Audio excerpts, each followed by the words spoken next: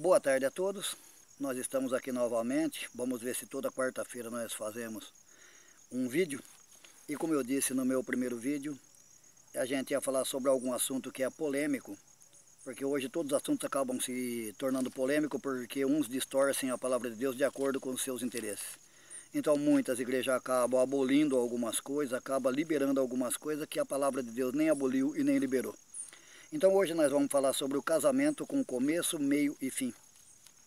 Onde começa o assunto é no Gênesis, que o Senhor resolveu fazer uma adjutora para Adão, para que ele não ficasse sozinho. E ele falou que ela seria chamada varoa, e o varão ia deixar seu pai e sua mãe e se ia pegar a sua mulher, e os dois seriam uma só carne. Depois nos provérbios, porque eu peguei as partes que são mais relevantes, né? Não adianta ficar falando também muita coisa, que se for pegar o assunto todo acaba ficando muito grande e muito complexo. Então nós vamos simplificar, pegando as partes que mais explicativas do começo ao fim. No Provérbios diz assim que porque os lábios da mulher estranha destilam favos de mel e o seu paladar é mais macio do que o azeite. Os seus pés descem à morte, os seus passos firmam-se no inferno. Seja bendito o teu manancial e alegra-te com a mulher da tua mocidade. Então está exortando a ficar com a mulher da mocidade e não se envolver com a mulher estranha. No versículo 27 diz assim: tomará alguém fogo no teu seio, sem que os seus vestidos se queimem? Assim será o que entrar a mulher do teu próximo, não ficará inocente todo aquele que a tocar. O que adultera com uma mulher é falta de entendimento, destrói a sua alma o que tal faz. No Provérbios, no capítulo 7, diz a sabedoria, tu és minha irmã, e a prudência chama tua parenta, para te guardarem da mulher alheia, da estranha, que lisonjeia com as suas palavras. Caminhos de sepultura é a sua casa, os quais desce às câmaras da morte. No Provérbio, do capítulo 12, diz assim: a mulher virtuosa é a coroa do seu marido, mas a que procede vergonhosamente é como o apodrecimento dos seus ossos. No Provérbios, no capítulo 30, diz assim: tal é o caminho da mulher adúltera. Ela come e limpa a boca e diz: não cometi maldade. No Eclesiastes, no capítulo 9, diz assim: goza a vida com a mulher que amas todos os dias da tua vaidade, os quais Deus te deu debaixo do sol, todos os dias da tua vaidade, porque esta é a tua porção na tua vida, e do teu trabalho que tu fizesse debaixo do sol.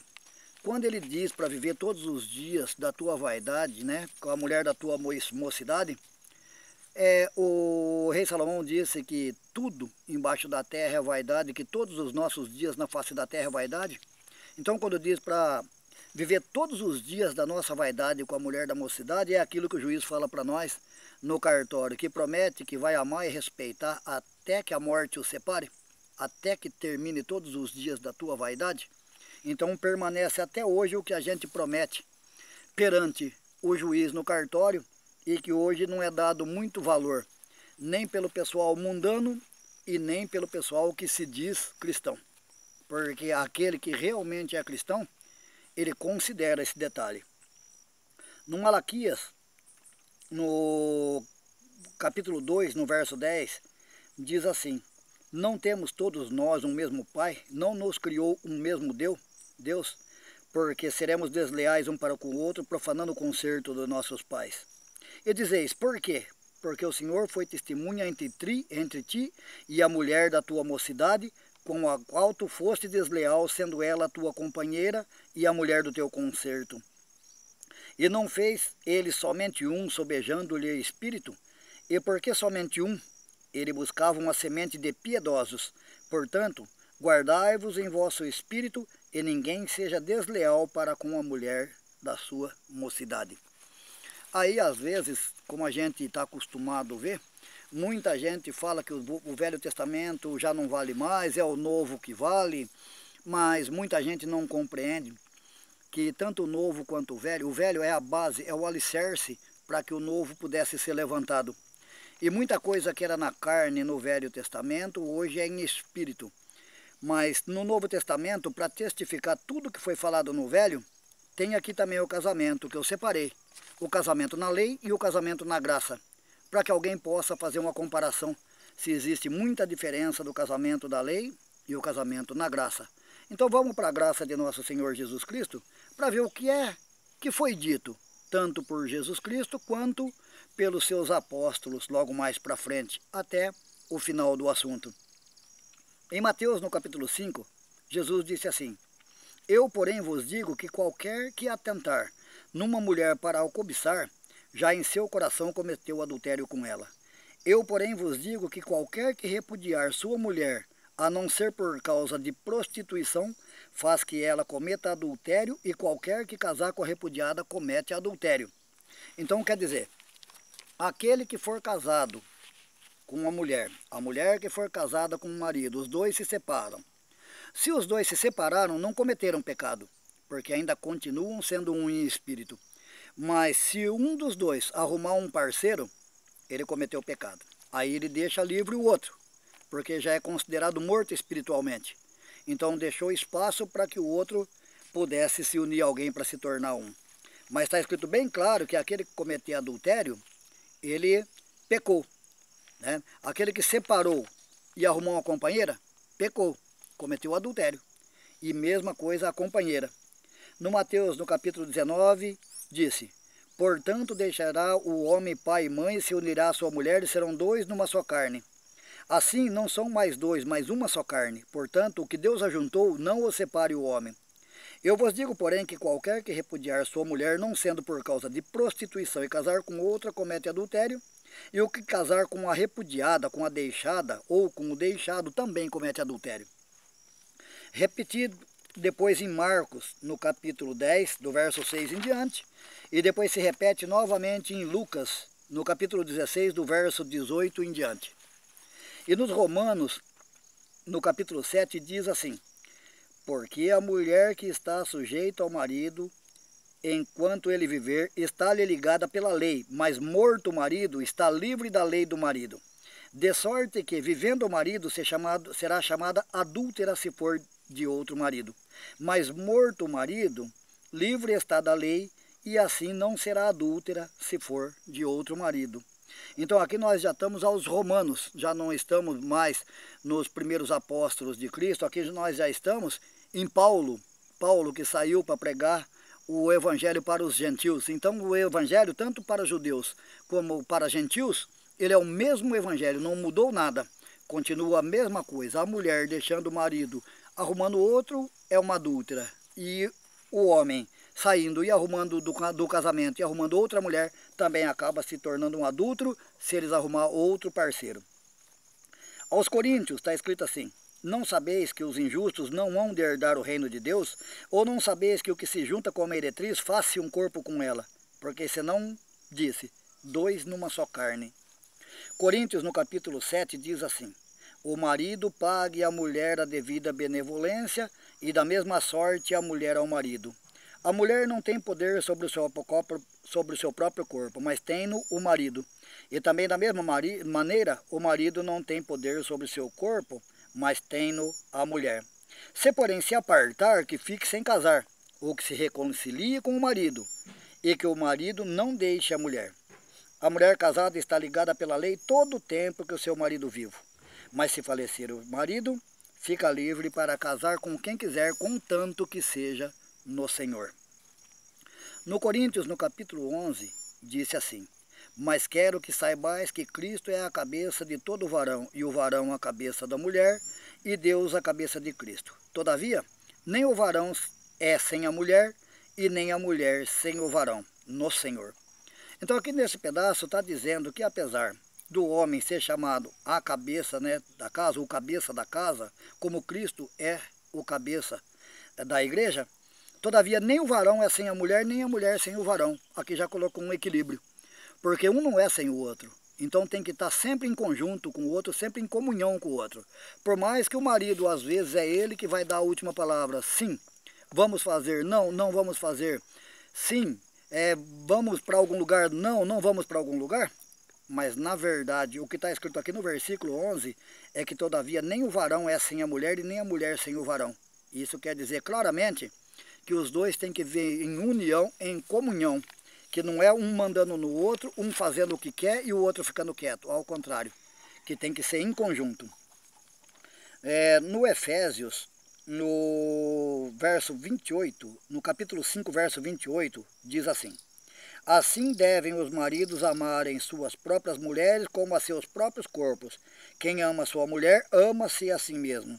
Por isso deixará o homem seu pai e sua mãe, e se unirá à sua mulher, e serão dois numa carne. Assim também vós, cada um em particular, ame a própria mulher como a si mesmo, e a mulher reverencie o marido. Está vendo como a palavra de Deus ela explica bem explicado para que não haja um mandão no casamento, para que alguém não possa se sobrepujar sobre o outro, para que alguém não possa humilhar o outro, porque diz assim, que o homem, ele é o cabeça da casa, mas tem que amar as mulheres como a seus próprios corpos, porque quem ama a sua mulher, ama-se a si mesmo. Então quem ama o seu próprio corpo não vai maltratar seu próprio corpo. Então, aquele que ama a mulher, de verdade, vai tratar ela como se fosse seu próprio corpo, ou seja, com carinho, com respeito, com dedicação, com amor. É dessa forma que a palavra de Deus vem nos ensinando desde o Velho Testamento até agora, que nós já estamos chegando no Colossenses, que diz no capítulo 3, no verso 18, assim: vós, mulheres, estáis sujeitas a seus próprios maridos, como convém ao Senhor. Vós, marido, amai as vossas mulheres e não vos irriteis com ela. Que acaba corroborando com aquela parte que acabamos de falar, que um não é sem o outro, um não se irrita com o outro. E as mulheres estejam, quando diz sujeita a seus maridos, é para a mulher não tomar atitude e sair fazendo coisas que às vezes tem o costume de dizer, não, a mulher moderna assim, ela faz do jeito dela. Pelo menos a palavra de Deus, ela não diz que a mulher faz do jeito dela, mas também não diz que o homem faz do jeito dele. Diz que os dois serão uma só carne e que um tem que amar o outro como se fosse o seu próprio corpo. Então, tudo em conjunto, tudo em união e tudo na paz. Em Hebreus, no capítulo 13, do verso 4, diz assim: venerado seja entre todos o matrimônio e o leito sem mácula. Porém, aos que se dão à prostituição e aos adúlteros, Deus os julgará. Então vejam bem que nós começamos lá no Gênesis, já estamos aqui no Hebreus, e a palavra de Deus ainda não mudou. Ela continua do mesmo jeito, ela continua na mesma linhagem, ela continua com os mesmos preceitos, os mesmos conceitos, os mesmos conselhos, a mesma correção, nada mudou. Sempre nos ensinando e levando nós a compreender que um casamento não é um casamento não é outro. O casamento é a união de dois para que se tornem um. Igualmente, diz aqui no Hebreus ainda, não, 1 Pedro, no capítulo 3, no verso 7, diz assim: igualmente vós, maridos, coabitai com elas com entendimento, dando honra à mulher como vaso mais fraco, como sendo vós os seus cordeiros da graça da vida, para que não sejam impedidas as vossas orações. Então está aí, desde o começo até o fim, a palavra de Deus foi do mesmo jeito. O casamento são dois, que se tornam uma só carne, um respeitando o outro, e vai até o final dos seus dias, todos os dias da sua vaidade. E aquele que não fizer dessa maneira, vai ser considerado como adúltero, aquele que largar a tua esposa e depois arrumar uma outra esposa. E da mesma forma, a esposa que deixar o marido e arrumar outro esposo, está caindo em adultério. Mas ao mesmo tempo, a palavra do Senhor deixa bem claro, aqui, no finalzinho, ela diz assim, que quanto ao adúltero, o Senhor o julgará. Então também deixa bem claro para nós, que independente de alguém adulterar ou não, o que se pode fazer, é claro, toda instituição, ela tem seus preceitos, ela tem seus ensinamentos. Então, de acordo com os ensinamentos de cada instituição, afastar dos cargos o adúltero, né? Afastar, às vezes, da liturgia, o adúltero faz parte, das vezes, da ordem do culto. Mas o julgamento jamais pode ser feito por ele, por esse ou por aquele. Porque no finalzinho aqui, o Senhor disse assim: quanto ao adúltero, o Senhor os julgará. Então não cabe a nós o julgamento. Mas eu acredito que todo aquele que é simples, tanto simples quanto a palavra de Deus, e é tão simples quanto foi o nascimento de Jesus numa manjedoura, eu acredito que não ficar procurando a sabedoria do sábio, ficar procurando alguma coisa para desviar o mandamento, procurar adulterar a palavra de Deus, todos esses eu acredito que compreendeu perfeitamente. Até mais, boa tarde a todos. Quarta-feira que vem, Deus preparando, estaremos com um novo vídeo esclarecendo algum assunto, algum ponto da palavra de Deus, de uma maneira que vocês dificilmente vão ouvir por algum teólogo, por algum presbítero, bispo ou qualquer outro tipo de estudioso da Bíblia. Até mais, boa tarde, Deus vos abençoe.